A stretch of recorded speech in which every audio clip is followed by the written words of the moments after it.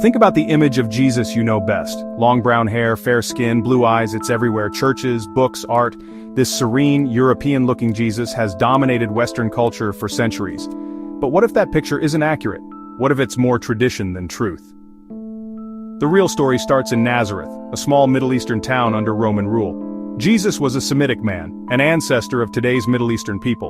Imagine a fair-skinned, blue-eyed man in ancient Galilee. It's as unlikely as a Viking in the Amazon. So, where did our popular image come from, and what does the Bible actually say? The answers take us from ancient prophecies to Renaissance art studios and across a global empire. By exploring these clues, we get closer to the real Jesus of history. This journey is about history, art, and the power of an image to shape the world. Does it matter what Jesus looked like? His message is spiritual, transcending race and appearance, but the image we see has real consequences. For centuries, a white Jesus has reinforced ideas of cultural and racial superiority. When divinity is shown as one race, it can suggest that race is closer to God. Images are powerful. They create belonging or exclusion. Many have only seen a Jesus who looks nothing like them. Correcting the record isn't about exclusion, it's about inclusion. Jesus' story belongs to all humanity. This isn't just academic, it's about confronting bias and making faith more accessible. Seeking the truth about Jesus' appearance enriches our understanding of his humanity. It connects him to the real world he inhabited, and it makes his story relatable to everyone, everywhere. The Bible doesn't give us a detailed portrait of Jesus, but it offers symbolic glimpses. In Revelation, John describes the glorified Christ hair white like wool, eyes like fire, feet like glowing bronze. Wool suggests texture, not just color, often linked to African descent. Bronze, especially glowing in a furnace, points to deep, radiant brown skin. This isn't the pale figure of European art. The imagery is powerful, chosen for a reason. John used symbols his audience would understand, drawn from their world. While symbolic, these words matter. They challenge later traditions that made Jesus look European. The passage is a cornerstone for those seeking a more accurate depiction. It stands in stark contrast to familiar portraits. The Bible's own words invite us to see Jesus differently. They offer a counter-narrative to centuries of Western art.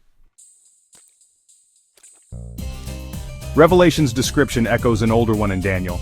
Daniel sees a heavenly figure body like chrysolite, face like lightning, eyes like fire, arms and legs like burnished bronze. Again we see the theme of dark, radiant skin.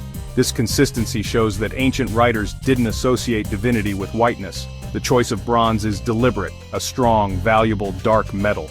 These are poetic symbols, not photographs, but symbols reveal cultural mindsets. The Bible's descriptions challenge later pale artistic traditions. They invite us to see Jesus through the eyes of the prophets. The real clues were always there, hidden in plain sight. It's time to pay attention to them. Beyond symbolism, science and history help us picture Jesus. Forensic anthropology reconstructs faces from first-century Galilee. The result? A man with a broad nose, dark eyes, olive-brown skin, and short dark hair. He'd blend in perfectly in modern Palestine, Lebanon, or Syria. Jesus was a Middle Eastern man, shaped by sun and labor. This isn't radical, it's logical.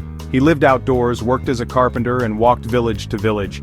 His appearance reflected his environment and genetics. The historical Jesus is far from the pale figure of Western art. Recognizing his true ethnicity grounds him in real history. It doesn't diminish his message, it amplifies it. God entered history in a specific non-European context. That truth makes his story even more powerful. If history points to a Middle Eastern Jesus, how did the white European image take over?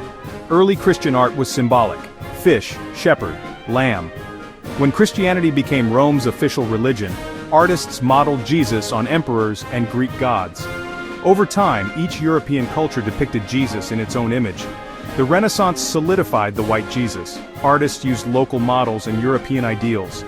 Rumors even linked some portraits to figures like Cesare Borgia. The result? A powerful but historically inaccurate image spread worldwide. The white Jesus image went global during colonialism. European empires brought their art and religion everywhere. Paintings and statues of white Jesus became the true face for millions. This image was tied to power and authority, often replacing local traditions. Even ancient Christian communities like Ethiopia saw their own depictions replaced. The faith was universal, but the image was provincial.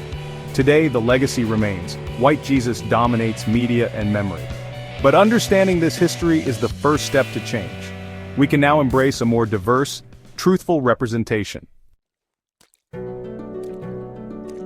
Reclaiming Jesus' true appearance is about honesty and inclusion. It's not division, it's restoration. A historically accurate Jesus challenges the idea that whiteness is the standard for divinity. It empowers those marginalized by the white Christ image. Contemporary artists and theologians are leading the way, drawing on biblical clues and science. This isn't just swapping one image for another, it's about a richer, more authentic faith. Truth-telling heals wounds and builds a more just global community. Jesus' message is for everyone: love, compassion, justice. Recognizing his true appearance enriches that message. Knowing he was a dark-skinned man from a marginalized community makes his teachings even more powerful. The journey to uncover the real Jesus is a journey toward authenticity. It challenges us to question tradition and seek truth. By doing so, we don't lose Jesus, we find him more fully. He belongs to the whole world, especially to those in the lands he called home. Next time you see an image of Jesus, ask, does it reflect the real man from Nazareth or a later tradition? Seeking truth is an act of deeper faith.